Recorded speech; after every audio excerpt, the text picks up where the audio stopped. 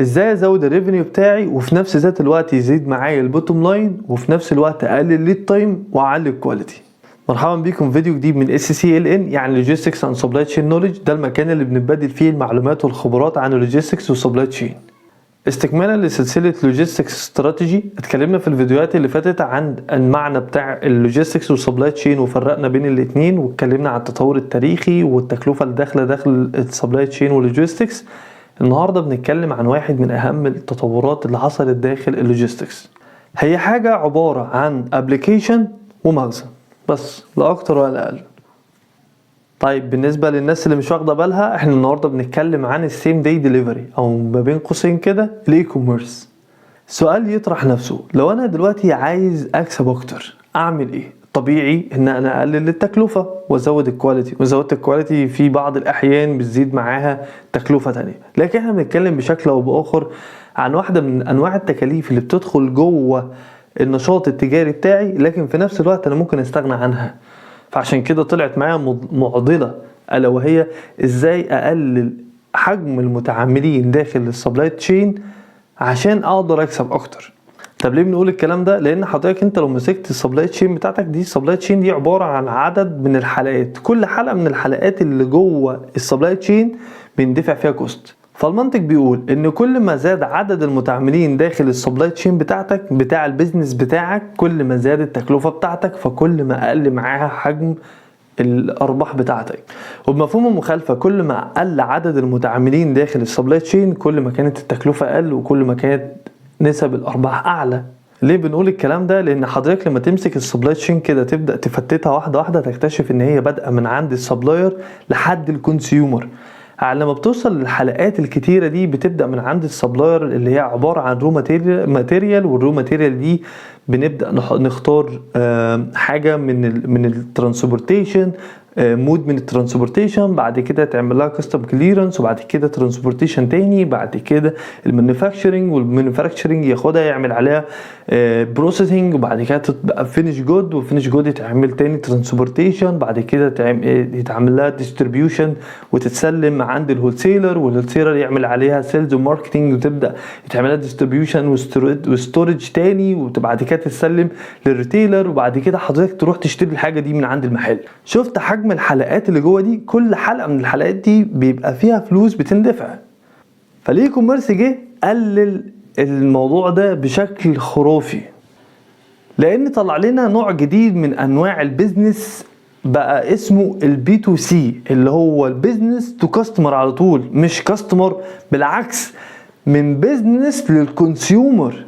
لان طبيعي في التشين اللي التراديشنال النظام القديم اللي هي الكاستمر مانيفاكتشرنج، الكاستمر اللي هو الهولسيلر، بعد كده الريتيلر، ده التراديشنال العادي. انما البي تو سي ما بقاش شغال بالشكل ده، بقى شغال من البيزنس نفسه للكونسيومر، اللي هو الاند تو كاستمر، اخر حد مستفيد من المنتج اللي معايا.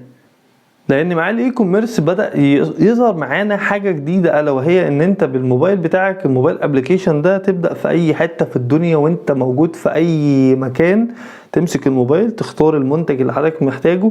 عايز موبايل، عايز عربيه، عايز موتوسيكل، عايز اي حاجه، بتبدا تختار اللي انت محتاجه وتشتري الحاجة دي. خلال يوم او 2 مش اقل من كده ولا اكتر من كده بيخبط عليك المندوب يقولك يا فندم الاوردر بتاع حضرتك اهو. اي كوميرس خلق نوع جديد من انواع التجارة والبيزنس، ومش بس كده، ده كمان على الديماند قوي على البارسل، اللي عربيات البيك اب الصغيرة والموتوسيكلات والحاجات دي. وكمان اثر على شكل الوير هاوس، ما بقاش عباره عن 4 حيطان، ده البيزنس كله قائم على المخزن. فعامل حاجه بدل الدي سي، عامل حاجه اسمها الاف سي اللي هو الفولفيلمنت سنتر اونلاين، مخزن اونلاين. حضرتك بتطلب الحاجه بيتعمل فيه كل حاجه. المخزن ما بقاش بالشكل القديم اللي احنا كنا معتادين عليه. مش بس اثر على شكل الوير هاوسنج، لا بقى اثر كمان على حجم الفليت بتاعك. كمان انت ممكن ما تبقاش مالك للفليت، انت ممكن تعمل اوت سورسنج للفليت بتاعك. يعني العربيات بتاعتك والحاجات اللي بتنقل دي بقت ممكن تأجر شركة تانية تأجر منها، او تقول له يا فندم بعد اذنك وصل لي الاوردر ده في حتة المكان الفلاني، انا محتاج اوصل كذا. فبالتالي عايزك تاخد بالك كويس قوي من ان الاي كوميرس ده كاستراتيجي بتتحرك بيها الشركه، حضرتك ممكن تاخدها تطبقها عندك في شركتك، او لو انت اوريدي في شركه شغاله في الاي كوميرس تبدا تفهم ابعاد الموضوع عشان تبقى ماشي حسب الفيزابيلتي بتاعت الشركه. واحد من اشهر الامثله للاي كوميرس موجود عندنا في مصر دلوقتي امازون. طبعا دي مش دعايه لامازون بس، في غيرها من الشركات شغاله زي نون وزي جوميا وغيرها من الشركات اللي مشهوره واللي مش مشهوره شغاله اي كوميرس. ده النيم ذا جيم، او ممكن نقول عليها السيم داي ديليفري. تمام؟ زي ما قلنا المزايا بتاع الاي كوميرس وقد ايه هو اثر وخلى العمليه بقت بتتم بشكل اسرع، ما بقاش يبقى في تاخير، بيبقى في فلكسبيليتي اعلى، بقى في بوتوم لاين اعلى وهكذا. على قد ما اني في بعض العيوب كده وبعض المشاكل، مش هنذكر طبعا كل المشاكل لكن هنتكلم عن اهم مشكلتين للاي كوميرس. اول مشكله الاي كوميرس الديستريبيوشن ويندو، يعني مسألة ان انا وانا بسلم الاوردر ممكن يبقى العميل مش موجود، لان غالبا لازم اوصل الاوردر للعميل في الوقت اللي لازم يبقى ما هو موجود فيه. رقم 2 الكروس بوردرز، ان مش كل الشركات اللي شغالة اي كوميرس بتقدر تعمل عبور للحدود، مش بتقدر تخرج شغلها من مكان لمكان. يعني انا مثلا دلوقتي ممكن تمسك الابليكيشن بتاع امازون تطلب حاجه من امازون امريكا ولا استراليا ولا فرنسا، لكن مش كل الشركات بتقدر تعمل ده.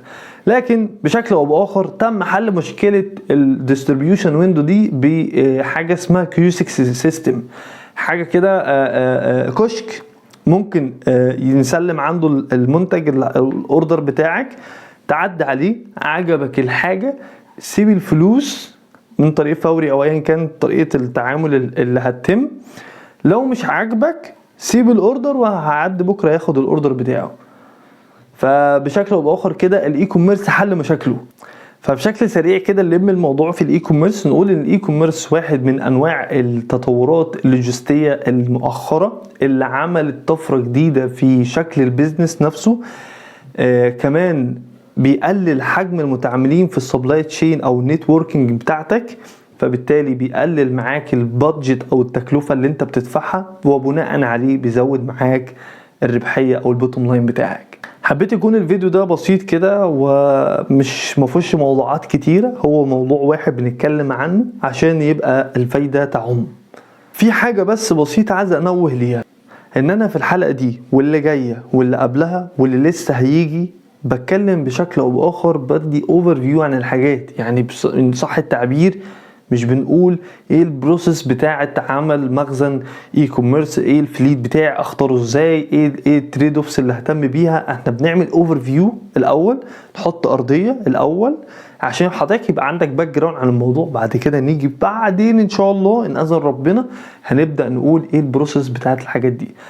حبيت اقول المعلومه دي عشان ما يطرقش في دماغ بعض الناس اللي حضرتك جاي بتتكلم معانا في كلام بس ما بتقولناش ان احنا ممكن نعمل ده ازاي. لا، اللي هنعمل ده ازاي قدام شويه، لكن لحد اللحظه دي لحد ما نخلص السلسله بتاع اللوجيستكس استراتيجي هنبدا نقول بس معلومات كده تفرش ارضيه الاول. بعد كده هنبدا ان شاء الله نتعمق ونقول ازاي نعمل الحاجات دي وايه التكنيكس والتركات اللي بتتعمل بتظبط معانا الشغل.